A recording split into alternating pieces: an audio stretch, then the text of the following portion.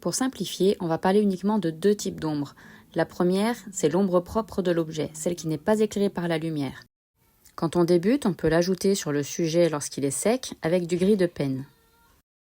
Et ensuite, à un niveau intermédiaire, il est plus intéressant de le faire sur un sujet en mouillé sur mouillé pour avoir de plus belles fusions. Une fois sec, les variations de couleurs et l'ombre portée paraissent plus naturelles. Au niveau plus avancé, on va utiliser la couleur. Donc là, on utilise par exemple du vert et de l'indigo pour créer l'ombre propre. Et ensuite, avec le tronc, donc c'était du English Red, auquel j'ai décidé d'ajouter pour les ombres du sépia. Ensuite, pour l'ombre portée, on va utiliser encore des couleurs, donc de l'indigo pour la partie plus sombre et ensuite du vert, on rappelle des feuilles, qu'on va diluer pour avoir un aspect plus naturel et auquel on peut ajouter d'autres couleurs comme par exemple du bleu ou d'autres